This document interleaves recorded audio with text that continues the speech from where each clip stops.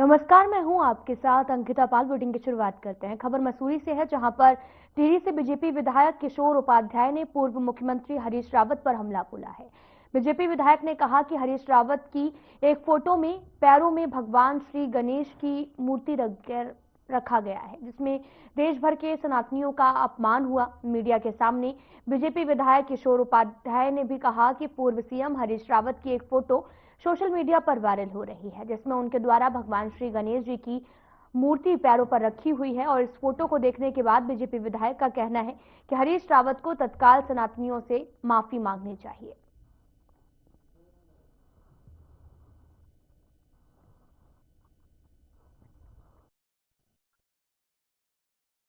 नेमनी एक जो बहुत ही विद्वान है और शब्दों का जो उनके पास भंडार है, मेरे ख्याल से बहुत कम लोगों में होगा।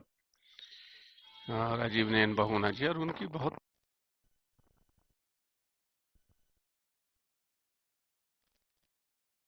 तीक्ष्ण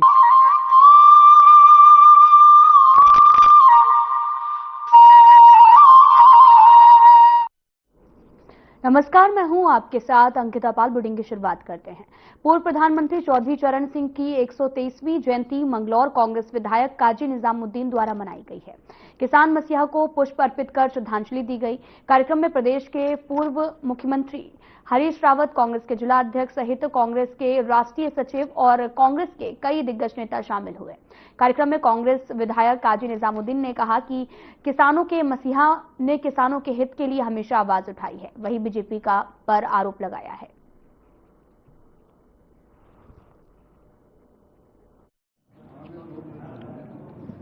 तो चौधरी चरण सिंह जी की पुण्यतिथि को हम लोग मनाते हैं और ये हर साल जिस दिन से चौधरी साहब इस दुनिया से गए हैं, मेरे पिताजी के टाइम से अब तक हम मनाते हैं। आपके चौधरी साहब के किसानों के मसीहा रहे, इन चौधरी साहब के आदर्शों को हम लोग याद कर सके। तो खुशी की बात यह है कि हमें एक छोटी सी कामयाबी और मिली है कि जो दल चौधरी साहब की नीतियों में यकीन नहीं रखते थे, वो भी मनाने लगे। तो ये भी एक हमारी उपलब्धि है और यहाँ हम सब लोग इस अवसर पर यहाँ इकट्ठे होकर और चौधरी साहब की नीतियों पर एक बड़ी चर्चा करते हैं और कोशिश करते हैं कि कोई एक चीज तो कम से कम ऐसी करें जो चौधरी साहब। भारत के पूर्व प्रधानमंत्री भारत रत्न श्री चौधरी चरण सिंह जी का जन्मदिन है। उनको आज इस मौके पे काजी भाई जो वर्षों से इनको याद करते हैं, तो आज उनकी जयंती है। यहाँ पर सब लोग इकट्ठे हुए हैं।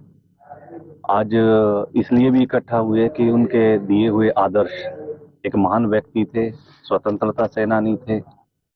उनके स्थापित किए हुए आदर्श जो किसानों के लिए, पिछड़ों के लिए, गरीब तबके के लिए, उसको याद करने के लिए, उन आदर्शों को जिंदा रखने के लिए, उस पर चलने के लिए, तो काजी भाई हमेशा, हमारे बड़े भाई जो विधायक भी है मंगलौर के, वो हमेशा से उनको याद करते हैं, जनता को प्रेरित करते हैं, युवाओं को प्रेरित करते हैं कि चौधरी साहब द्वारा जो स्थापित आदर्श है उस पर चलने के लिए।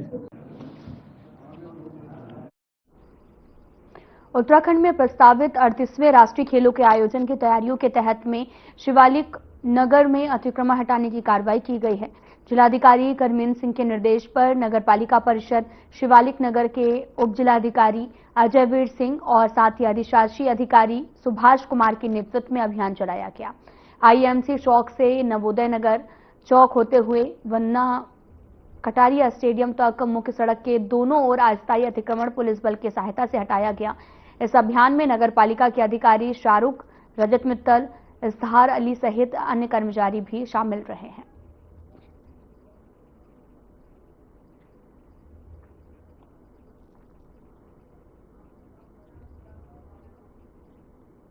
उत्तराखंड निकाय चुनाव के लिए आरक्षण की अंतिम सूची जारी कर दी गई है। आपत्तियों के निस्तारण के बाद में उत्तराखंड शासन ने नगर निकायों में अध्यक्ष पदों के लिए आरक्षण की अंतिम सूची जारी कर दी है।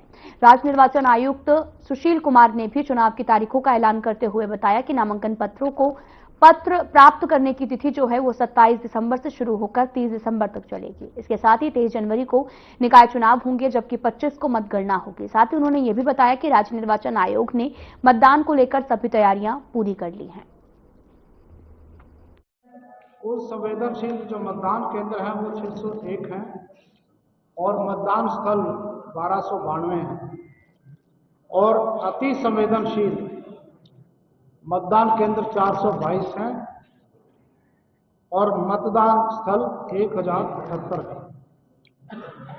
लेकिन संवेदनशीलता एक ऐसा विषय है जो परिवर्तन भी होता रहता है उसमें, क्योंकि जब कैंडिडेट फाइनल होंगे उसके अनुसार भी संवेदनशीलता बढ़ती और बढ़ती है।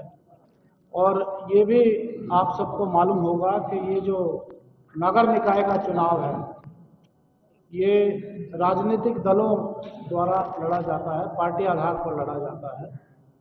और इसमें जो प्रतीक हैं, जो दलों के प्रतीक हैं, हमारे पास जो पंजीकृत दल हैं वो आवंटित हैं। उसके अलावा अन्य प्रतीक मुक्त प्रतीक होते हैं जो निर्दलीय और अन्य लोगों को दे होंगे। 13 है, 13 कुल 13 दल हमारे पास, जिसमें के राष्ट्रीय दल हैं और मान्यता प्राप्त दल है। तो केंद्रीय गृह मंत्री अमित शाह द्वारा बाबा साहब भीमराव अम्बेडकर को लेकर दिए गए बयान पर सियासत थमने का नाम नहीं ले रही है। CWC member Gurdeep Singh supple ने कांग्रेस मुख्यालय में एक प्रेस कॉन्फ्रेंस की है, जहां उन्होंने अमित शाह पर जमकर निशाना साधा। उन्होंने कहा कि वो लोग जो बाबा साहब अम्बेडकर के सिद्धांतों पर यकीन करते हैं, उन्हें पूछते हैं, उनका अमित शाह ने अपमान किया है।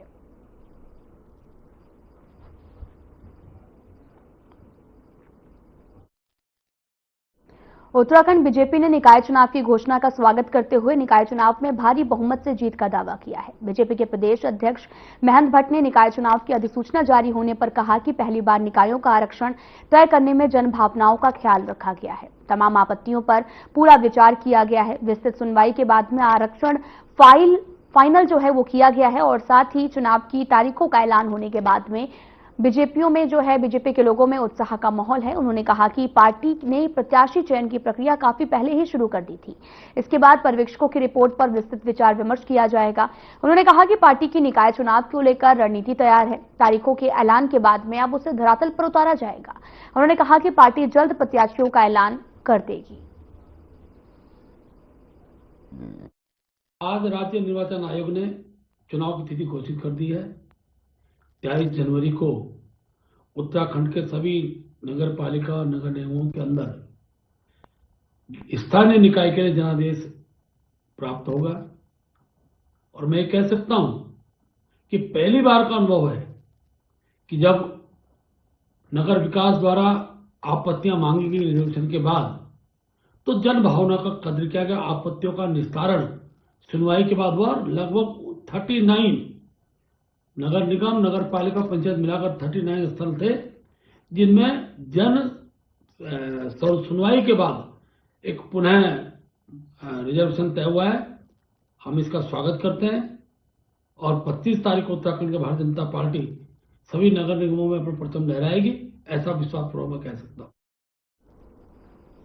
उत्तराखंड में अवैध रूप से चल रहे मदरसों पर मुख्यमंत्री पुष्कर सिंह धामी ने पुलिस और सभी जिलों के जिलाधिकारियों की अध्यक्षता में एक कमेटी गठित करके मदरसों में अवैध फंडिंग की जांच के आदेश दिए हैं, जिसके बाद में संबंधित टीमों ने मदरसों की जांच शुरू कर दी। जबकि उत्तराखंड मदरसा बोर्ड ने मदरसे पर सत्यापन और उनमें से हो रही गतिविधियों की जांच शुरू कर दी।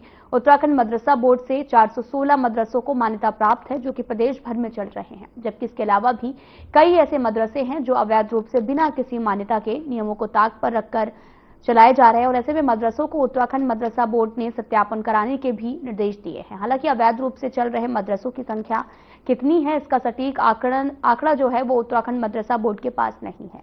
मदरसा बोर्ड के अध्यक्ष मुफ्ती शामुन कासमी का कहना है कि मदरसा बोर्ड में मान्यता प्राप्त मदरसों की संख्या 416 है, जबकि कई ऐसे मदरसे हैं जिनको मान्यता के लिए आवेदन दिया गया है, जिनके दस्तावेज जांचने के बाद उन्हें मान्यता दी जाएगी। जो मदरसे बिना मान्यता के चल रहे हैं उन पर, उनके संचालकों पर सख्त कार्रवाई की जाएगी। मदरसा बोर्ड के अध्यक्ष ने भी मदरसों पर हो रहे फंडिंग को लेकर कहा कि मदरसा बोर्ड मदरसों की फंडिंग की जांच कर रहा है।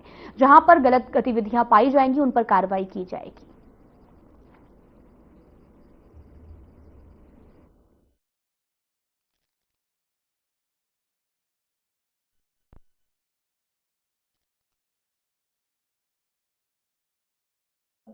देखिए, जो हमारे यहाँ पंजीकृत मदरसे हैं वो लगभग 416 हैं और कुछ हमारी यहाँ अभी मान्यता के लिए कुछ फाइलें जो हैं वो लंबित हैं, वो हम अभी इसी दिसंबर के लास्ट में हम उन पे हम रिन्यूअल करेंगे। जो मान्यता हमें देनी है, जो हमारे जियो के अनुरूप चल रहे हैं, उन्हें हम मान्यता देंगे। और जो अ, अनियमितताओं में लिप्त हैं या किसी भी तरह की वो संवैधानिक या वैधानिक उल्लंघन कर रहे हैं, उन पर हम कार्रवाई करेंगे ताकि देश और प्रदेश का माहौल अच्छा हो।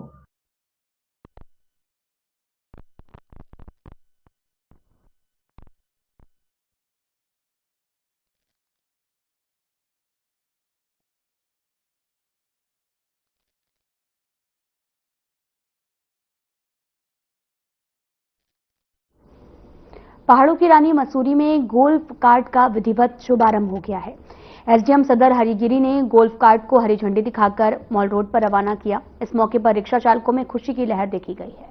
पहले चरण में मसूरी मॉल रोड पर 4 गोल्फ कार्ट को चलाया जा रहा है, जिसमें देश विदेश से आने वाले पर्यटक मॉल रोड पर गोल्फ कार्ट का आनंद ले सके और मॉल रोड की व्यवस्थित भी किया जा सके। और साथ ही एसडीएम सदर हरिगिरी ने भी बताया कि जिला प्रशासन ने यह मसूरी में पर्यटन की दृष्टि और शहर की आवश्यकता के अनुसार गोल्फ कार्ट को संचालित किया जा रहा। शहर को व्यवस्थित करने के लिए नगर पालिका और रिक्शा चालकों के सहयोग से मसूरी में गोल्फ कार्ट की शुरुआत की गई है।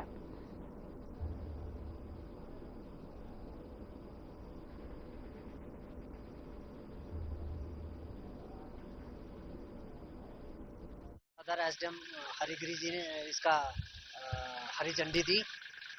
जो हमारी एक उनसे वार्ता ये हुई कि इसका संचालन मजदूर संघ करेगा। अभी मालिक पालिका रहेगी। कम से कम 3 से 4 महीने तक यहाँ पे ट्रायल चलेगा। सक्सेस होगी तो और आगे बढ़ा दिया जाएगा।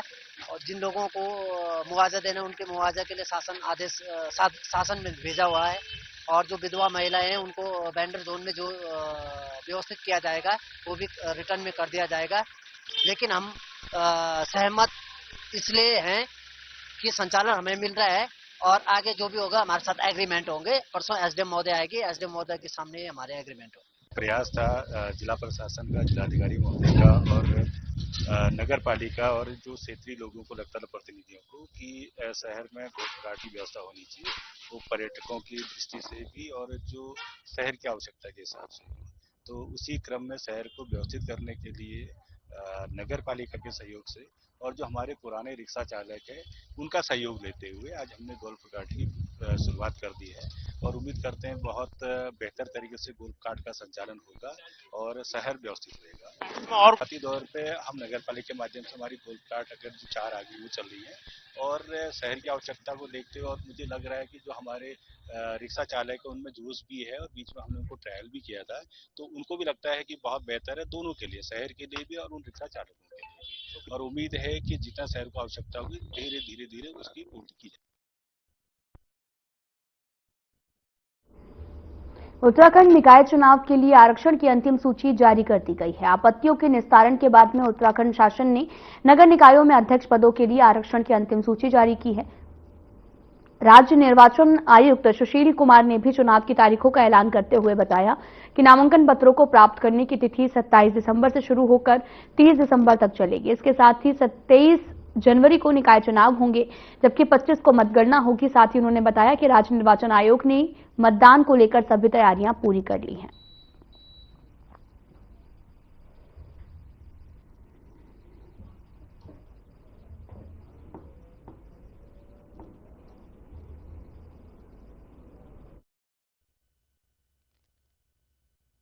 सुबह 10 बजे से साढ़े 5 बजे तक नॉमिनेशन किया जा सकता है और नाम निर्देशन पत्रों की जांच जो स्क्रूटनी है वो 31 दिसंबर और 1 जनवरी को की जाएगी और ये 10 बजे से प्रतिदिन शुरू होकर और जिस दिन कार्य समाप्त होगा तब तक ये जारी रहेगी।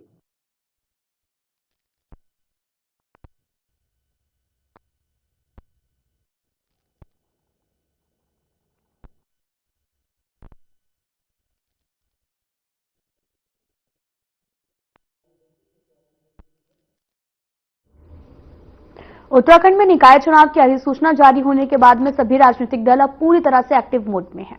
कांग्रेस के पूर्व प्रदेश अध्यक्ष प्रीतम सिंह ने चुनाव की अधिसूचना जारी होने के बाद कहा कि सरकार को न्यायालय के आदेश के बाद चुनाव करना पड़ रहा है। उन्होंने कहा कि चुनाव 1 साल पहले हो जाने चाहिए थे। प्रीतम सिंह ने भी कहा कि कांग्रेस के चुनाव को लेकर पूरी तैयारी है। पार्टी के प्रदेश अध्यक्ष प्रत्याशियों को लेकर अंतिम फैसला करेंगे। उन्होंने ये भी कहा कि हमारे बहुत साथी चुनाव लड़ना चाहते हैं, इस पर अंतिम फैसला प्रदेश अध्यक्ष को ही करना है। एक सीट पर हमारे कई साथियों ने आवेदन किया है। हम मजबूती से चुनाव लड़ेंगे और इस चुनाव को भी जीतेंगे।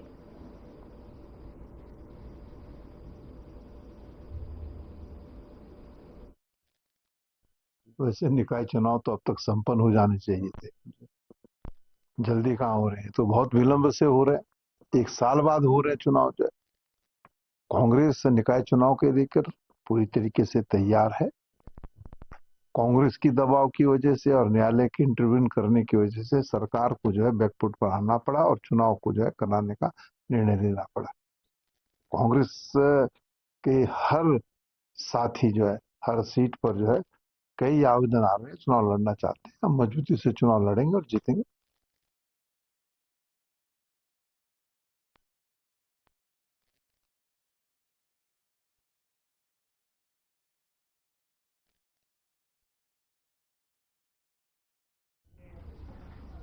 पिछले दिनों राजधानी देहरादून में पूर्व सीएम हरीश रावत के सलाहकार और कांग्रेस के वरिष्ठ नेता राजीव जैन के आवास पर ईडी ने छापेमारी की है। ईडी की इस छापेमारी के बाद में कांग्रेस लगातार सवाल उठा रही है कि सत्ताधारी पार्टी सत्ता का दुरुपयोग कर रही है। कांग्रेस के पूर्व प्रदेश अध्यक्ष प्रीतम सिंह ने केंद्र सरकार पर सत्ता का दुरुपयोग करने का आरोप लगाया। उन्होंने कहा कि सत्ताधारी दल ईडी, सीबीआई और इनकम टैक्स का दुरुपयोग कर रहे हैं। उन्होंने कहा कि प्रदेश के एक मंत्री के ऊपर मुकदमा चलाने के लिए कोर्ट ने सरकार से परमिशन मांगा, लेकिन सरकार ने इस पर कोई भी ध्यान नहीं दिया।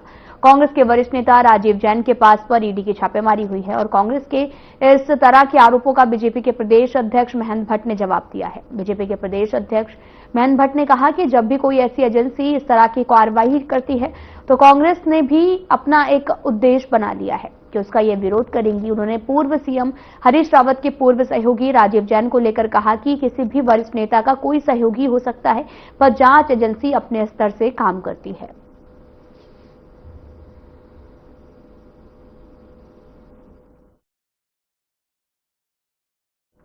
आपको बता दें कि कांग्रेस नेता के घर पर ईडी की छापेमारी हुई है, जिसके बाद यह मामला और भी ज्यादा तूल पकड़ने लगा। बीजेपी और कांग्रेस के बीच में बयानबाजियों का दौर भी लगातार जारी है।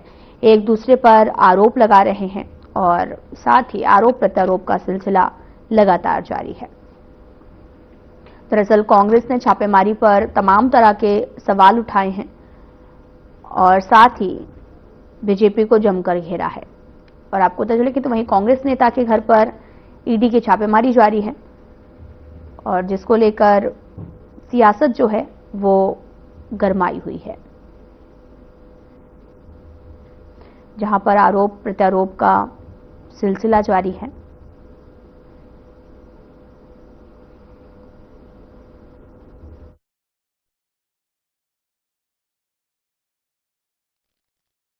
कांग्रेस निकाय चुनाव वैसे निकाय चुनाव तो अब तक संपन्न हो जाने चाहिए थे, जल्दी कहाँ हो रहे हैं, तो बहुत विलंब से हो रहे हैं। 1 साल बाद हो रहे चुनाव। जो कांग्रेस निकाय चुनाव के लेकर पूरी तरीके से तैयार है। कांग्रेस की दबाव की वजह से और न्यायालय के इंटरव्यून करने की वजह से सरकार को जो है बैकफुट पर आना पड़ा और चुनाव को जो है कराने का निर्णय लेना पड़ा। कांग्रेस के हर साथी जो है हर सीट पर जो है कई आवेदन आ रहे हैं, चुनाव लड़ना चाहते हैं। हम मजबूती से चुनाव लड़ेंगे और जीतेंगे। देखिए, जब कोई भी एजेंसी कार्रवाई करती है तो कांग्रेस ने आजकल एक अपना ये प्रकार से उद्देश्य बना दिया है कि उस एजेंसी पर प्रश्न खड़ा करना। राजीव जैन दोषी नहीं है, ये मैं इस प्रक्रिया में हम एक आयोग के दृष्टिकोण से प्रक्रिया का अंग होगा, लेकिन किसी भी एजेंसी को इस प्रकार की जहां भी इस प्रकार की जांचें रहती हैं, चाहे बड़ी मात्रा में धन पाया जा रहा है, अनेकों इस प्रकार की गतिविधियों में सब लोग सम्मिलित हैं, तो उसका स्वागत करना चाहिए। हरीश रावत जी बहुत वरिष्ठ नेता है, प्रदेश के हमारे मुख्यमंत्री रहे हैं। सहयोगी किसी का भी किसी कालखंड में कोई रह सकता है, जरूरी नहीं कि उनके कालखंड में इस प्रकार स्थिति उत्पन्न हुई हो, लेकिन जब भी हुई है उनको भी इसका स्वागत करना चाहिए और जांच के बाद पानी, दूध का दूध, पानी का पानी होना चाहिए।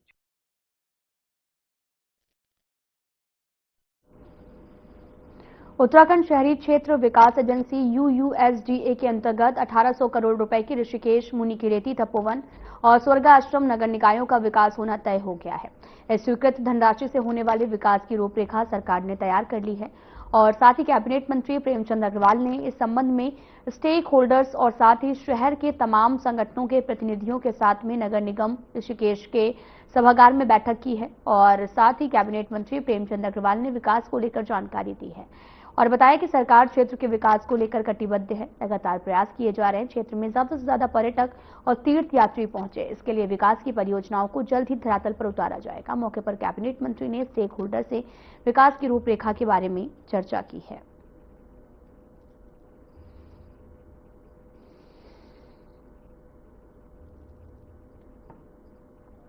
कैसे इनका डेवलपमेंट हो और चाहे बनारस हो चाहे अन्य हमारे ऐसे तीर्थ स्थल हो जिनको डेवलप किया गया है।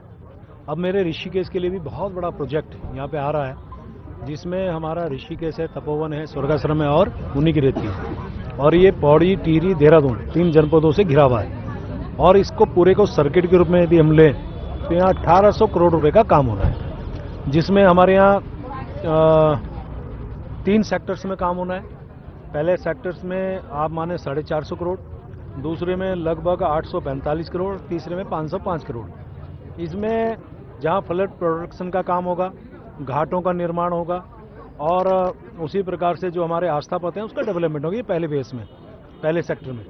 उसके बाद दूसरे सेक्टर में हमारे यहाँ जो ग्रीन स्पेसेस हैं, क्लॉक रूम्स हैं और वेटिंग एरियाज हैं, वेंडिंग जोन्स हैं, साथ में हमारे यहाँ ट्रांसपोर्ट नगर और ये सारी बातें जो आ रही थी और ट्रैफिक मैनेजमेंट है, मल्टी लेवल पार्किंग है, ये दूसरे सेक्टर में।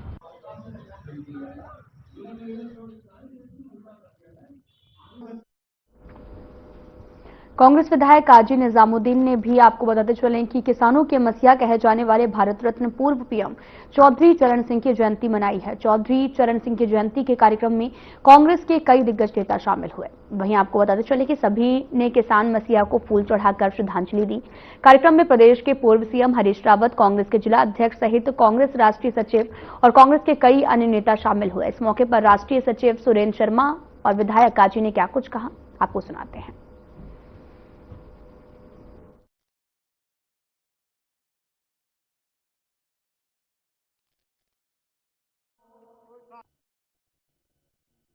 भारत के पूर्व प्रधानमंत्री, भारत रत्न श्री चौधरी चरण सिंह जी का जन्मदिन है।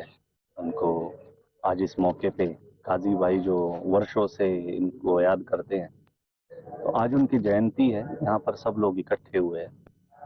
आज इसलिए भी इकट्ठा हुए कि उनके दिए हुए आदर्श, एक महान व्यक्ति थे, स्वतंत्रता सेनानी थे। उनके स्थापित किए हुए आदर्श जो किसानों के लिए, पिछड़ों के लिए, गरीब तबके के लिए, उसको याद करने के लिए, उन आदर्शों को जिंदा रखने के लिए, उस पर चलने के लिए, तो काजी भाई हमेशा हमारे बड़े भाई जो विधायक भी है मंगलौर के रूप में चौधरी चरण सिंह जी की पुण्यतिथि को हम लोग मनाते हैं और ये हर साल जिस दिन से चौधरी साहब इस दुनिया से गए हैं, मेरे पिताजी के टाइम से अब तक हम मनाते हैं। आपके चौधरी साहब के किसानों के मसीहा रहे, इन चौधरी साहब के आदर्शों को हम लोग याद कर सके। तो खुशी की बात यह है कि हमें एक छोटी सी कामयाबी और मिली है कि जो दल चौधरी साहब की नीतियों में यकीन नहीं रखते थे वो भी मनाने लगे। तो ये भी एक हमारी उपलब्धि है और यहाँ हम सब लोग इस अवसर पर यहाँ इकट्ठे होकर और चौधरी साहब की नीतियों पर एक बड़ी चर्चा करते हैं और कोशिश करते हैं कि कोई एक चीज तो कम से कम ऐसी करें जो चौधरी साहब बनाते आ रहे हैं। फिलहाल बुढ़े में इतना ही। नमस्कार।